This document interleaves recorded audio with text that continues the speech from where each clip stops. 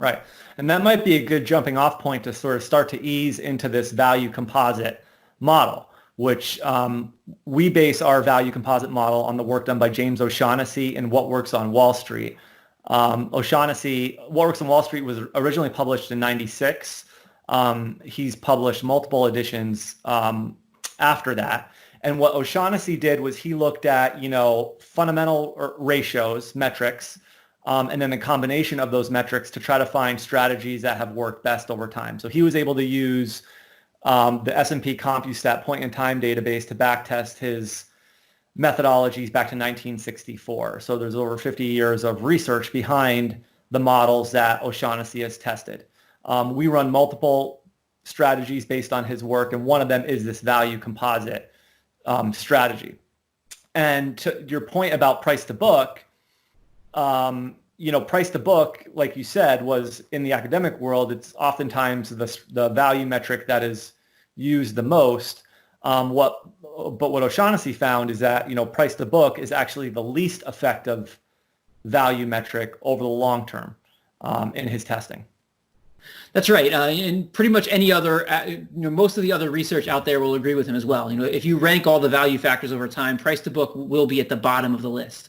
And so getting at the composite issue, though, there's an important question you ask first when you're building a value strategy. And there's sort of two ways you can go with it. One way is, I think I know what the best way to measure value is. And in that case, you might take that value metric and you might build your portfolio around that.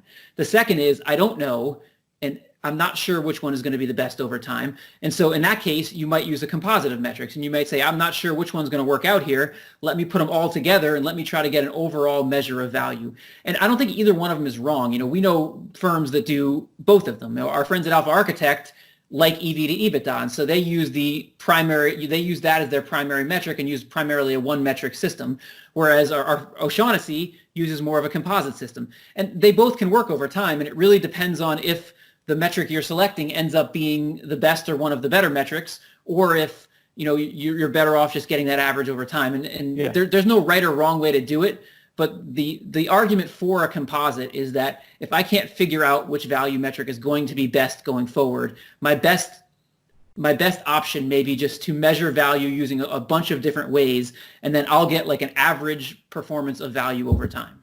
Right, and that's one thing when in O'Shaughnessy's first edition of What Works on Wall Street, he used the price to sales ratio. That tended to be the most effective. But what he then was able to test and realize, to your point, was that, these value metrics, have different periods where one may work better than another, and the combination of them actually gives you, better long-term risk-adjusted returns because you're getting more of a balance, balancing out of these metrics over different periods of time.